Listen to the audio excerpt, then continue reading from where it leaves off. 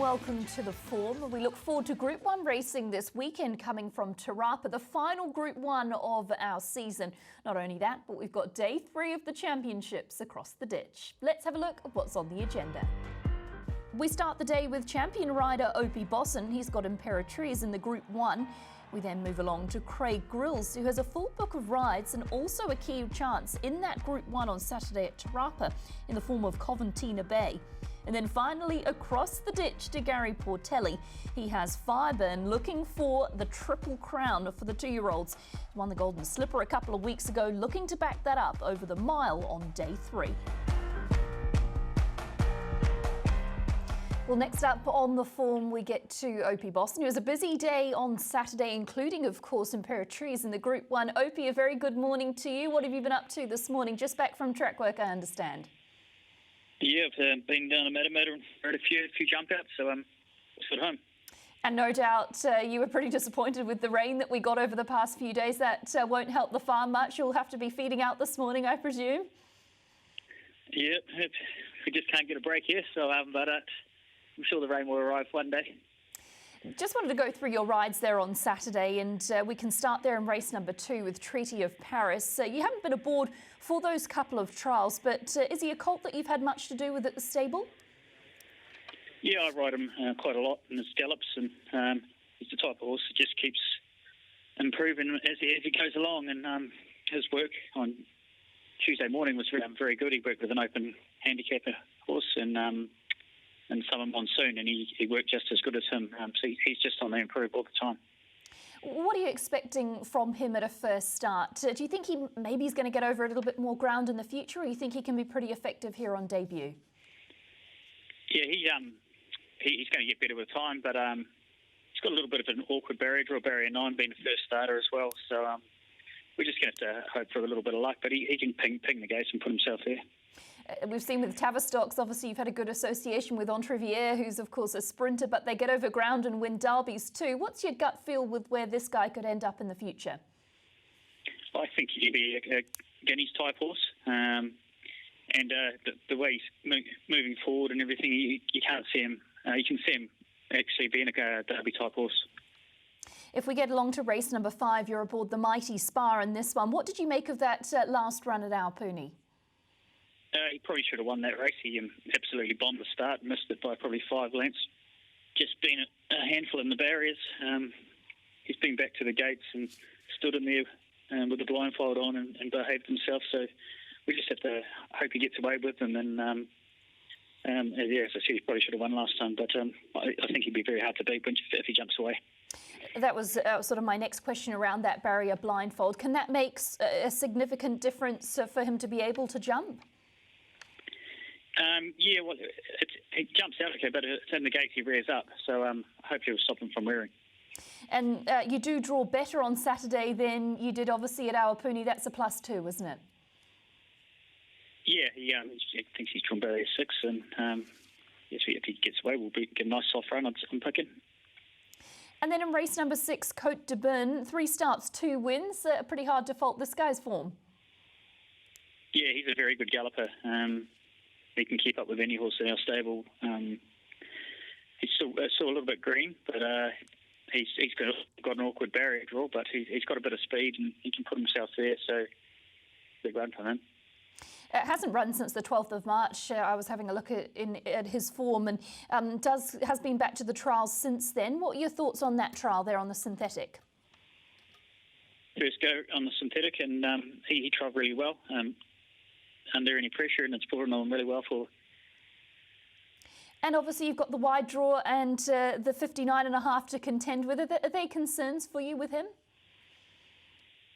He's a big, strong horse, so any wide draws, you've just got to hope for a little bit of luck, and as I said, he slides forward a bit, so hopefully we can lead or sit outside the leader.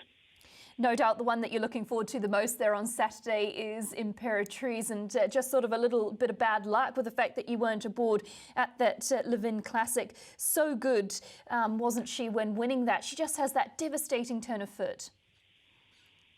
Very classy horse, and still to sprinting off the mark, and it helps in races if he had held up barrier 1, which is probably not ideal, but speed in the race, but classy enough to Group 1.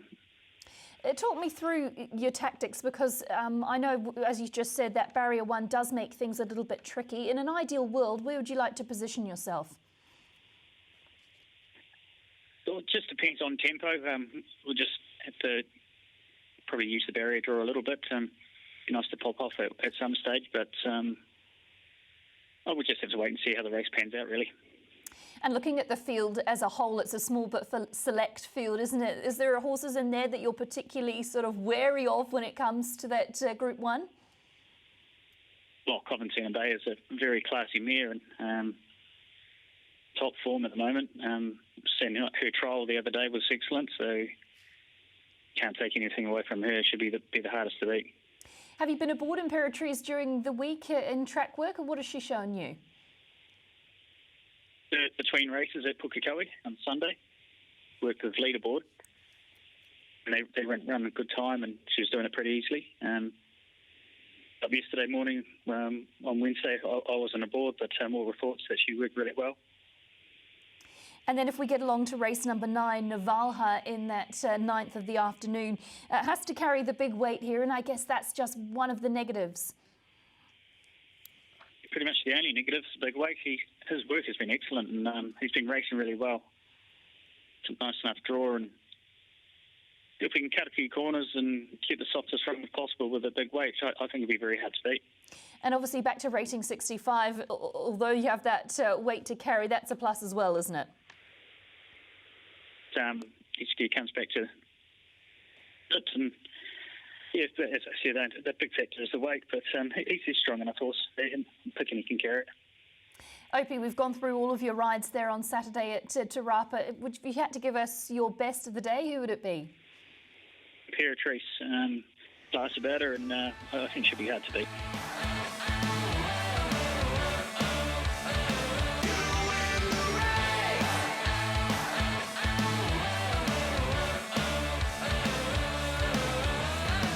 Well, here on The Form, we stick with our theme of New Zealand jockeys who have strong books of ride on Saturday at Te Rapa, and Craig Grills is one of those. Craig, a very good morning to you and welcome into The Form. Yeah, morning, Emily. Hope all is well with you. Yep, all good here. 8 rides on Saturday for you, and a busy day, of course, including Coventina Bay. If we go through them in racebook order, we'll start with race number 1, Contribute. Just got an ultra-consistent record, hasn't she? Yeah, she does. It was a nice win when she did win at New Plymouth, and then it was a very good third the following start after that. So she's had a bit of a freshen up, but back into it today. What kind of feeling did she give you during that last preparation? Yeah, very progressive. She's a well put together sort of mare. Just quite strong and does everything really right. Just a really professional little racehorse. So, drawn out a little bit, fresh up. But 1200 is probably going to be a little bit short. But being in a fresh state, we should expect bold showing. And it could start the day off well for you and Robbie, couldn't it, if she could get up and win? Yeah, it'd be a good way to kick off the day and hopefully build on that. Race number 2, Academy Award, is an interesting one. Second in heavy conditions last time. Have you had a chance to have a look at that run, and what did you make of it? Yeah, I have seen the run. I thought it was a pretty good effort, really, considering I was on the wetter ground, and they weren't making a lot of ground at Hara that day. So obviously the track's going to be a lot better. Here we have drawn out a bit, but sort of if we can get back and tuck in a bit, and looks like she has got a nice turn of foot in her previous trials prior to her first start. Yeah, and as we saw there at Hara too, can put itself right there in the race. That sort of gives you options, doesn't it, to be adaptable when it comes to the draw? It does, yeah. If she happens to fly the gates and begin really well, you can give a little push and get across. So I'll just wait and see what Steve says on the day, but yeah. In race number 3, Cleese, you've placed on him before. Coming back from those high weight races, what can we expect? Yeah, he's coming back from the high weights. I think he's getting ready for a jumping campaign, as far as I'm aware from talking to John the other day. So, it's probably, it's a 65-21 over ground, but he's going okay without setting the world on fire, put it that way. And then if we move along to race number 4, Amano, back to winning form 2 starts ago. Haven't ridden him for a little while though. Get back run on type, and that might be hard to do at Te Rapa, mightn't it? It might be, I guess he gets in with open handicap on the minimum weight, so which is some sort of advantage. But he does get back, and he's quite a hard ride. But as long as you keep at him, like you're saying, 2 starts go up Matamata with Taiki on, he can definitely get through the line and get up top of them. So hopefully the track's going to be playing in his favour. It might be a tiring one for you if you have to keep at him all the way around, mightn't it? It will be, but that's what we're there for, I suppose. Race number 5 is Champagne Princess, third up now, up to the 1,600 metres, and that does look ideal for her. Yeah, third up, like you say, up to the mile looks really good. Have drawn the outside barrier, but we're just going to hopefully get tuck in midfield. Somewhere would be ideal, and I know the Weatherly camp's going really well at the moment, so gives you a lot of confidence. And in that distance range as well, I was noticing 2 of her 3 wins have been from the 1,500 to the 1,800, so that gives you a little bit of confidence too. Yeah, exactly. Like you say, had those other runs under the belt to prep for this too, which is encouraging.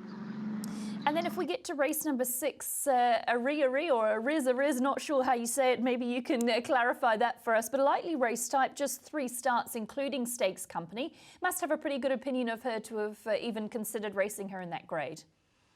Yeah, Ariz, yeah, she's when she won her first start at Taupo, and then she come out and got beat by Pawanui Bay at Te Rapa, which she ran second. Then she went into I forget the race she was in. It was a stakes race, but she pulled up really crook after that with respiratory infection, and it actually put her out for quite a long time. So she come back from it and still wasn't quite right. So she's finally come right now, and her work's been really good. She's always shown quite a bit. Like it's obviously quite a strong field, but at the same time, she's definitely more than capable. She's drawn a nice low gate in 3, and her work's indicating she's going to be competitive. And expectations fresh, do you feel there's improvement off the long break, or can we expect a bold showing there? I mean, there's definitely going to be improvement whatever she does in this race, but she won her first start, and so that's a good indication she can run good fresh. But she's a nifty little horse, so I don't think it will be too much of an issue. And then race number 7 is no doubt the one that you're looking forward to on the card. Coventina Bay Reunited. She's well fancied in that pre-start market. And geez, based on what she's done at her past couple, she looks really hard to beat, Craig. Oh, she does. She's obviously a very, very classy mare. Very lucky to be associated with her, and she's obviously dropping back from the 2,000 metres, but she's had a little fresh up in the rotor at the trials. That rode her in that open heat before the races the other day, and it was a really nice trial. She sort of got back and got locked away on the fence, but she was making good ground, and was right up and behind the first sort of horses on the line. So it was a good little pipe opener, and I know Robbie after a Tuesday morning gallop, he was absolutely wrapped with her. So yeah, looking forward to it. It's a small field, isn't it? Are you happy with the draw and where that might position you? Yeah, well, I suppose she's pretty straightforward to ride, really. She just gets into her posse and switches off, and as long as we can get a drag into it or just get some clear running, once she sees open space, she does the rest for her, really. What makes her so good, Craig? Because, gee, she's just gone to another level this preparation. From a jockey's perspective, what sort of makes her as good as she is? Oh, it's a hard question. I don't really know, but she's just like over 2,000 in the last two races over 2,000, or when she's over a mile, she just switches off during the run, and then when you do want her to go, you just give her a little squeeze up, and she just basically just does everything you ask her to do. So it makes your life a lot more easier than riding some other horses, Yeah, she sounds very versatile. And race number 9 on that program, you've got Classic Beethoven, got that well-deserved maiden win last time, and hopefully can build on that. Yeah, built to a nice win. It's only lightly raced, but has a pretty good record so far. Drawn pretty well. Got lumped around a bit of weight in this race, but as I said earlier on, Weatherly camp's going really, really good. And Craig, as we wrap up all of your rides there at Te Rapa on Saturday, which one would you single out as your best? I know it's a Group 1 race and they're hard to win, but I'm really looking forward to riding Coventina Bay again. I just sort of confidence Robbie's got in her going into this. I'm really looking forward to getting back on her. I bet you are. She's a quality horse, so the Group 1 wins on the board. Best of luck on Saturday, Craig, and thanks for tuning in today. Cool. Thank you very much.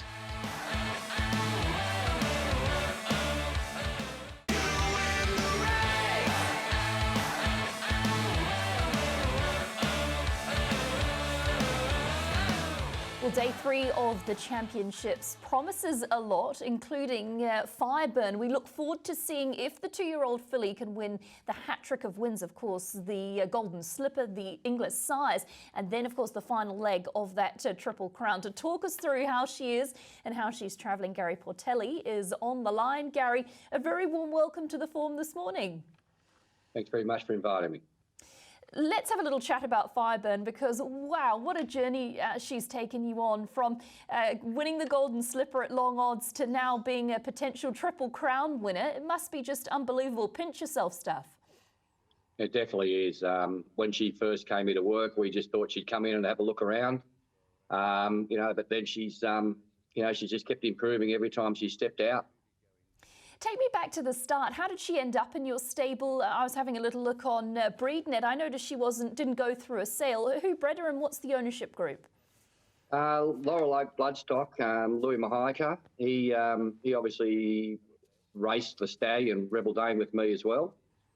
He won a couple of Group 1s for us, and he went out looking for some mares because the Stallion wasn't getting much of a go, and found this mare, Mullover, and obviously to cross them, and this is the first foal. So genius move by Louis and his team to find the right mare to cross well.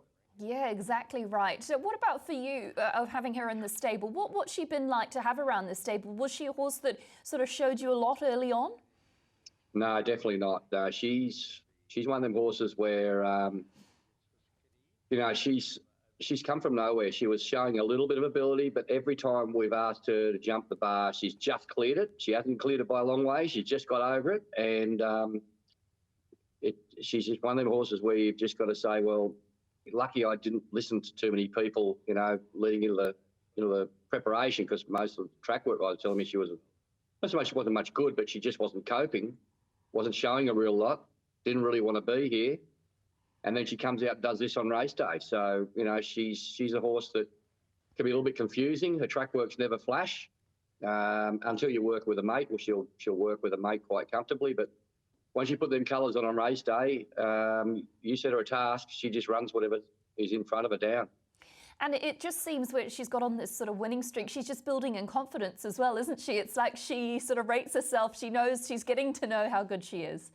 Oh, that's definitely right. She's just got stronger, tougher, and she just loves it. So, for me as a trainer, all I've got to do is facilitate her fitness, make sure that she just doesn't obviously hurt herself or get hurt by any other horses around her, because she's the one that's the athlete. She just goes out there and she does her stuff. She's just an amazing filly. Watching her last run over the 1,400 metres, it was sort of like she hit that flat spot and then she just got the turbo jets. It must be hard to watch because she looks like she's floundering, but then she really finds that second gear. Exactly. That's what Brenton says. At no stage during the race do you think you're on the winner until you straighten up, and then you point her at the horse that she has to catch, and she just catches them. It's just got that unbelievable ability to quicken and keep quickening until she gets them beat. And then he said she throttles down once she gets past them. So, just an amazing filly. It's all ahead of her. The two big questions obviously coming into this weekend is the fact that she has to step up to the mile.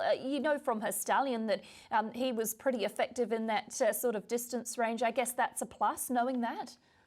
Yeah, I think just looking at that last run where she flew through the line at the end of 1,400 on a heavy track, there's no question mark over whether she can run the mile out. I think it's just, I honestly can't see how she can get beat, to tell you the truth. She's up against the same sort of horses she's been racing against. There's no new form there. Probably Gerald Ryan's colt. He's coming out of some really heavy tracks, and he's been going through the the lower road.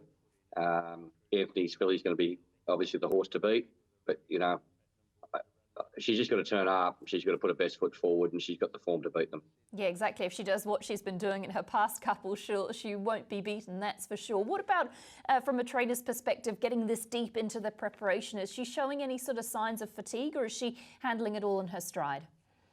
I've been watching closely. She hasn't showed one day that there's been a problem.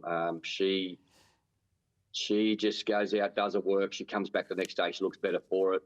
She's a machine. Most 2-year-olds would have had enough by now, no doubt. But I'm too scared to spell her. I think I'm worried about putting her out on Monday. I'm more worried about spelling her than racing her. I'll tell you that right now. And for you personally, this must be such a thrill, because obviously you've experienced the big highs of racing, but it's sort of hard to believe like a horse like this will come round again. Yeah, look, it's next level stuff. We won the Slipper 5 years ago, and we thought, well, it's probably our day in the sun because we're not a big stable. We don't have the big yearling buyers, but we do like training young horses. And in the back of my mind, I always thought I'd win another one. But to come along and get a filly this good that's just going on with the job and dominating her year is an absolute thrill. And it's what every trainer, every owner, every jockey wants to be a part of. And she's given us a great thrill. And as I said, she's an easy horse to train. I keep it very simple. I don't work it very hard, and she turns up with the turbo jets at the 200-metre mark. So, it's just a pleasure to watch. And from a sentimental perspective as well, obviously knowing her sire so personally, it must be nice as well to see those results now on the track. Oh, definitely. We went down to the farm and had a look at him yesterday. I haven't seen him since he left our stable about 4 or 5 years ago. And he's turned to a real man now, and just a beautiful natured horse. Got a great shape to him, and back in the day he won the Manikato, at his, I think he was a 7-year-old stallion, and we got invited to Hong Kong for the international sprint off the back of that. He's just a fantastic horse for us. He raced at the top level. I think his last 20 starts he raced at Group 1 level, and now he's thrown a Golden Slipper winner. He couldn't write this book. It's amazing. Yeah, most definitely is. You mentioned being a smaller stable. Tell us how many horses you've got in work, and if there's another star on the rise we can perhaps keep our eyes out for here in New Zealand. Well, funny enough, we thought Sir Jardim was our best horse. He won the Breeders' Plate, he won the $1 million gift, won the Todman, and we thought he'd be winning the Slipper, and she'd just been smoking along there in the background, going quite nicely. But he's definitely the colt to look forward to. He's gone for a spell. He'll come back for the Spring Carnival. He's a lovely colt. And, we only have about 45 in work. We'd like to have more. We've got room for them. We've got plenty of horses to come in, but unfortunately, staff is a big issue in Sydney at the moment. So, whilst we could have 60 in work, we're better off at the 40. We're going to work comfortably. And so we're looking for riders, anyone New Zealand riders out there want to come across the Tasman. We've got a good job for them. And there's plenty of nice horses coming through. I think we've got 42 yearlings ready for the next year's Golden Slipper Carnival. Wow, great stuff, Gary. Thanks so much for your time this morning, and best of luck with Fireburner. Fingers crossed she can get that Triple Crown and really do you proud on Saturday. Thanks very much. Really appreciate it. Well, that wraps up a big day for us here on The Form. Hopefully you've enjoyed all of our interviews and the guests that we've brought you. We look forward to the weekend's racing Group 1 action from Te Rapa and, of course, across the ditch as well. For all your information, head to www.tab.co.nz.